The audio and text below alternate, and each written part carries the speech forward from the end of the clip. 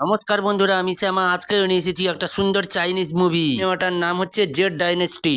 শুরুতে আমরা কিছু কুম্ফু মাস্টারদের দেখি যারা আকাশে উঠছিল। এর নাম ছিল ইউ ইং সিট। এখানে অনেকগুলি কুম্ফু স্কুল ছিল। স্কুলের শিক্ষার্থীদের আমরা উঠতে দেখি।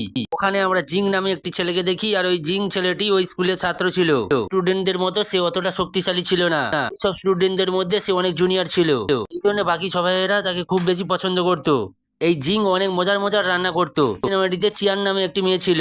জিং চিয়ানকে মনে মনে পছন্দ করতো। চিয়ান সবসময় জিংকে ভাইয়ের মতো চোখে দেখতো। ব্যাপারটা খুবই কষ্টকর ছিল জিংকের কাছে। জিংয়ের শিক্ষক জিংয়ের পিঠেতে একটা থাপড় মারে, কেননা 10 বছর হয়ে গেছে, সে এখনো ঠিকঠাক কুম্ফু শিখতে পারেনি। চিয়াং অনেকটাই জিংকে সাহায্য করে কুম্ফু শিখিয়ে। সবসময় বলে যে তোমার মধ্যে যে শক্তি আছে সেটা বাহির করো এবং তাড়াতাড়ি কুম্ফুটা শিখে নাও। চিয়াং সবসময় সে চিয়াং এর সৌন্দর্য দেখতো আর কুম্ফুর প্রতি মনোযোগ দিত না। চিয়াং জিংকে নিয়ে উড়ে উড়ে তার গ্রামের দিকে রওনা। চিয়াংকে বলে যে 10 বছর আগে আমি যখন বাড়িতে আসছিলাম তখন বৈদ্যুতিক ঝলকানি দেখতে পাই আমার বাড়ির চারিপাশে। জিং এর বাবা ছিল একজন কুম্ফু মাস্টার। জিং এর বাবা মাস পরে এক ডিমুলের সঙ্গে যুদ্ধ করছিল। যুদ্ধের ডিমুলরা হেরে যায়, কিন্তু একটা বৈদ্যুতিক শক দিয়ে ওই গ্রামের সমস্ত মানুষদের মেরে দেয়। জিং এর চোখের সামনে তার বাবা মা সহ গ্রামের সবাই মারা যায়। জিং চিৎকার করে বলতে থাকে যে আমার বাবা সহ গ্রামবাসীদের যারা মেরেছে তাদেরকে মেরে সে প্রতিশোধ নেবে। সহ ঘটনাস্থলে চিয়াং এর বাবা আসে। জিং চিয়াং এর বাবার পায়ে পড়ে এবং তাকে কুম্ফু শেখাতে বলে, কেননা সে বড় হয়ে তার বাবা মায়ের মৃত্যুর প্রতিশোধ নেবে। কাকুতি মিনতিতে চিয়াং এর বাবা জিংকে কুম্ফু শেখাতে থাকে। 10 বছর কেটে গেল, আজও পর্যন্ত জিং ঠিক মতো কুম্ফু শিখতে পারেনি। আমরা একজন মহিলা মাস্টারকে দেখি যে শুধু মহিলাদের প্রশিক্ষণ দিত। মহিলা সহ বেশ কয়েকজন একটি কুম্ফু প্রতিযোগিতার কথা বলছিল। তারা সিদ্ধান্ত নিয়েছে প্রত্যেক স্কুলের স্টুডেন্টদের নিয়ে তারা একটা কম্পিটিশন শুরু করবে। তাই বেস্ট কুম্ফু স্টুডেন্ট সু এই প্রতিযোগিতায় অংশগ্রহণ করবে। মহিলা শিক্ষকের স্টুডেন্ট আগ্রহ জেগে যায় কে এই সু। কাঠ হতেই আমরা দেখি সব ছাত্ররা লুকিয়ে সুর শিক্ষণ দেখছে। জিং একজনের ধাক্কা খেয়ে হঠাৎ করে সুর সামনে চলে আসে আর জিংকে শাস্তি দেওয়ার জন্য জিং এর গায়ে চুলকানির ওষুধ দিয়ে দেয়। রাত্রিতে চিয়াং জিং এর শরীরে বিশেষ ধরনের তেল লাগিয়ে দেয়, এতে ক্ষত সেরে যায়। এখানে ছোট ভাই মনে করে সে গায়ে তেল দিয়েছে, কিন্তু জিং এখানে মনে করে চিয়াং হয়তো তাকে ভালোবাসে। জিং একটি নদীর ধারে যায় আর কাউকে চিৎকার করে ডাকতে থাকে। চিৎকার শুনে তখনই নদী থেকে একটি ড্রাগন বের হয়। জিং ওই ড্রাগনটির জন্য অনেক খাবার নিয়ে আসতো।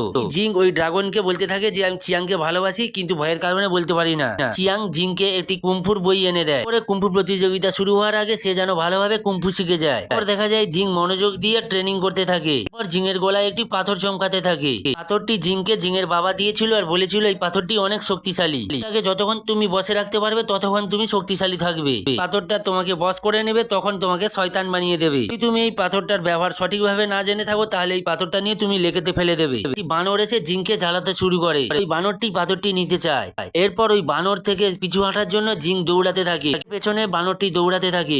ধাক্কা মেরে একসময় জিংকে জলেতে ফেলে দেয়। এরকম ভাবে জিং ওপরে উঠতেই বানরটি আবার কাছে আসে এবং পাথরটি নেওয়ার চেষ্টা করতে থাকে। টানাটানিতে হাত কেটে গিয়ে এক ফোঁটা রক্তই পাথরেতে পড়ে যায়। আমরা দেখতে পাই জলের ভেতর থেকে একটি জাদুর লাঠি বেরিয়ে আসে, কারণে একটা ভয়ানক লাল ঝড়ের তৈরি হয়। তখনই দূর থেকে সব মাস্টারেরা এই ঘটনা দেখতে থাকে। তারা বলতে থাকে এই ব্লাড সার্কেল কিট আবার তৈরি হয়েছে, নেওয়ার জন্য চলে আসবে। তারা বলছে ওই লাঠির লোকেশন আমরা পেয়ে গেছি, কোনো উপায়ে ওই লাঠিটি আমাদের নিতে হবে। দেখতে পাই যে ওই লাঠিটি হঠাৎ করে জিংকের সামনে এসে পড়ে। দেখা যায় যে ওই বানরটি চোলা বাড়িতে পড়ে যায়।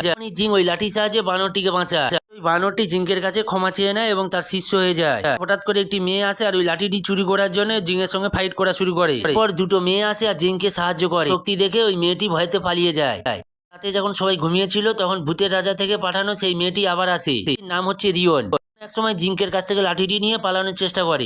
লাঠিটি আবার জিংকের কাছে চলে আসে। সকাল হতেই জিংকের মাস্টার জিংকে বলে যে সে যেন কুম্ফু কন্টেস্ট থেকে সরে যায়। কথা শোনা মাত্র জিং অনেক খুশি হয়, কেননা সে ততটা ভালো কুম্ফু জানে না। পর জিং তার ছোটবেলার বন্ধু সায়ংসের সাথে দেখা করতে যায়। তখনই জিং দেখতে পায় যে তার বন্ধু চিয়াংকে জড়িয়ে ধরে আছে। দেখা মাত্র জিংকের মন ভেঙে যায়। আমরা দেখতে পাই জিংকে কয়েকজন লোক মিলে তাড়া করছে, কিন্তু পরে আমরা জানতে পারি ওই লোকগুলো এই ভূতের রাজা থেকে পাঠানো ওই রিয়নকে তাড়া করছিল। তাড়া খেয়ে তারা একটি গুহায় আসে আর সে জাদু লাঠিটি নিয়ে যখন পালিয়ে যাচ্ছিল তখন ওই লাঠিটি আবার তাকে ফেরত পাঠায়। এরপর জিং কিছু খাবার আনতে যায় আর যখন ফিরে আসছিল তখন জিংকে রিয়ন মারার চেষ্টা করে, কিন্তু জিং তার হাতে খাবার ধরিয়ে দিলে সে কিছু আর করতে পারে না। এরপর দুইজনে অনেক কথাবার্তা বলে এবং দুজনের মধ্যে একটা ভালো বন্ধুত্ব তৈরি হয়। আমরা দেখতে পাই প্রতিযোগিতা শুরু হয় আর সকল স্টুডেন্টরা ওখানে আসে। ওখানে থাকা মাস্টারেরা বলতে থাকে সকল স্টুডেন্টদের একটি মার্বেল দেওয়া হবে। মার্বেলে এক লেখা থাকবে, যারা পাবে তারা সোজাসুজি দ্বিতীয় রাউন্ডে চলে যাবে। মার্বেল ছুড়ে দেয় কিন্তু জিং এখানে উঠতে পারতো না, তাই সে মার্বেল ধরতে পারেনি। জিংয়ের মার্বেলটি নিচে পড়েছিল। জিং যখন ঘুরতে যাচ্ছিল আমি একটি মেয়ে তার মার্বেল দিয়ে ওই মার্বেল আঘাত করে মার্বেলটি বদলে দেয়। ঘুরায় তখন দেখা যায় ওতে এক লেখা ছিল। জিং ওই সুকে জিজ্ঞাসা করে কেন তার মার্বেলটি দিয়েছে। সু জানায় এইভাবে আমি জিততে চাই না, আমি কন্টেস্ট করে জিততে চাই। কন্টেস্ট শুরু হয় আর আমি দেখতে পাই অর্ধেক ছাত্ররা বাতিল হয়ে গেছে। সুকে আমরা দেখতে পাই এই কন্টেস্ট জেতার জন্য সে এমন ভাবে প্রশিক্ষণ করছে যে অনেক আঘাত পায় এবং নাক থেকে তার রক্ত বেরিয়ে আসে। এক মাস্টার আছে আর সুকে বলে তুমি এমন ভাবে প্রশিক্ষণ করলে তুমি খেলতেই পারবে না, তুমি নিজে থেকেই হেরে যাবে। দেখতে পাই জিং এর সঙ্গে তার প্রতিদ্বন্দ্বীর একটা ফাইট শুরু হয়। হাতে থাকা ওই লাঠির শক্তির সাহায্যে ওই প্রতিযোগীকে অজ্ঞান করিয়ে দেয়। জিং দ্বিতীয় রাউন্ড জিতে যায়। প্রতিযোগী ছিল সবাই বাতিল হয়ে গেছে, একমাত্র টিয়াং এবং জিং রয়েছে। সকল ছাত্রছাত্রীরা বেশ খুশি ছিল, কেননা তারা জানতো না যে জিং দ্বিতীয় রাউন্ড জিতবে। এরপর জিং এর সঙ্গে তার বন্ধুর ফাইট শুরু হয়। জিঙ্কের হাতে থাকা এই লাঠির সাহায্যে জিঙ্কের বন্ধুকে অনেকটাই ঘায়েল করে দেয়। কারণে জিঙ্কের বন্ধু হেরে যায়। বন্ধু জিঙ্কে বলতে থাকে আরে তুই তো ভালো কুম্ফু জানিস, তুই এতদিন না জানা নাটক করে এসেছিস। যেই জানে না যে ওই লাঠির কারণে সে জিতেছে। এরপর দেখা যায় জিং সে ওই লাঠিটিকে পাহাড়ের উপর থেকে ফেলে দেয়। দেখা যায় সু টিয়াংকে হারিয়ে দেয়। জিংকে অনেক মারে, কেননা সে কুম্ফুকে এতদিন লুকিয়ে রেখেছিল। পরের দিন মাস্টার জিংকে বলতে থাকে তুমি ফাইনাল রাউন্ড পর্যন্ত এসেছো, এটা আমার স্কুলের জন্য গর্ব। তুমি নিজেকে খেয়াল রাখো যাতে না ফাইটে তোমার বড় ক্ষতি হয়। এরপর জিয়াং এবং সুয়ের মধ্যে ফাইট শুরু হয়। জিং সুয়ের কাছে অনেক মার খায়, কেননা তার হাতে জাদুর লাঠি ছিল না। সু তরোয়ার বাড়িয়ে জিংকের সঙ্গে ফাইট করা শুরু করে। দেখতে পায় হঠাৎ করে লাঠিটি তার হাতে এসেছে। ওই লাঠিটি জিংকে রক্তের সঙ্গে সম্পর্ক ছিল। দেখে বাকি মাস্টাররা বলতে থাকে যে এটা সেই শয়তানের লাঠি, কারণে জিং একসময় এই ফাইটে জিতে যাচ্ছিল। সে মনে করে যে এই ফাইটে যোগ্য যোদ্ধা হচ্ছে সু। এই কন্টেস্ট জেতার জন্য সে অনেক কষ্ট করেছে।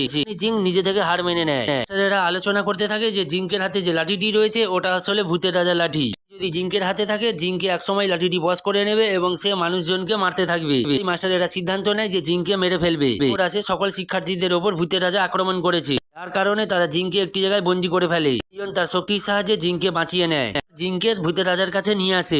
অবাক করার বিষয় হচ্ছে এই ভূতের রাজা হচ্ছে রিয়নের বাবা। ভূতের রাজা লাঠিটি নেওয়ার চেষ্টা করে। লাঠিটি যেহেতু জিংকের সাথে রক্তের সঙ্গে কানেক্ট রয়েছে, পুনরায় জিংকের কাছে ফিরে আসে। রাজা জিংকে মারার চেষ্টা করে, তখনই রিয়ন জিংকে বাঁচিয়ে নেয়। কেননা রিয়ন জিংকে মনে মনে ভালোবেসে ফেলেছে। দেখলে জিংকে যেহেতু মারতে পারবে না, তখনই ভূতের রাজা রিয়নকে অজ্ঞান করে দেয়। এরপর ভূতের রাজা যখনই জিংকে মারতে যাবে তখনই সকল মাস্টারেরা সকল ছাত্রছাত্রীদের নিয়ে হাজির হয়। সাথে ভূতের রাজার লড়াই শুরু হয়ে যায়। ওই স্টুডেন্টরা ওই ভূতের রাজার কাছে ছিল। পর সুয়ের সাথে রিয়নের ফাইট শুরু হয় আর সেখানে জিং চলে আসে। রিয়ন জিংকে সরিয়ে দেয় আর সুয়ের তলোয়ারের আঘাতে ঘায়েল হয়ে যায়। দেখা যায় সকল মাস্টারেরা তাদের বৈদ্যুতিক শক্তি ব্যবহার করছে এই ভূতের রাজার ওপর। রিয়নের ছোটবেলার সেই গ্রামের কথা মনে পড়ে যায়। বৈদ্যুতিক শক দিয়ে তার বাবা সহ গ্রামবাসীদের মেরে ফেলেছিল। ভূতের রাজা মাস্টারদের বলতে থাকে যে জিংকের হাতে যে লাঠিটি রয়েছে ওটা অনেক শক্তিশালী। ওই লাঠিটি জিংকে বশ করে নেবে, তখনই সবাইকে ধ্বংস করে দেবে। কথা শুনে বাকি মাস্টাররা জিংকে অ্যাটাক করে। এই লাঠির কারণে জিং এতটাই শক্তিশালী হয়ে গেছিল যে মাস্টাররা ছিল ওর কাছে মামুলি। এরপর ওই লাঠিটি জিংকে পুরোপুরি বশ করে নেয়, কেননা এই মাস্টারেরাই ওই লাঠির কারণে তার বাবা মা সহ গ্রামবাসীদের মেরে ফেলেছিল। চিয়াং এর বাবা মাস্টারকে মারতে যাচ্ছিল, তখনই ওখানে চিয়াং চলে আসে। কিছু কথার মধ্য দিয়ে জিংকের ভেতর মনুষ্যত্বকে জাগিয়ে তোলে।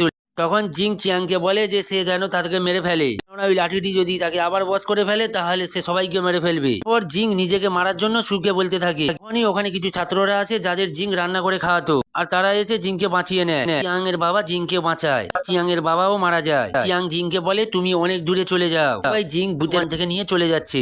এসে আমরা জানতে পারি ওই মাস্টারেরা জিংকের বাবা মা সহ গ্রামবাসীদের কেন হত্যা করেছে, কেননা তারা মনে করতো ওই লাঠিটি যদি জিংকের বাবার কাছে থাকে তাহলে তারা সমস্যায় পড়তে পারে, মানব জাতি বিপদে পড়বে। এরপর জিং যখন রিয়ানকে নিয়ে উড়ে যাচ্ছিল তখনই ওখানে মুভিটা শেষ হয়। তো বন্ধুরা আজকের এই মুভিটি কেমন লেগেছে অবশ্যই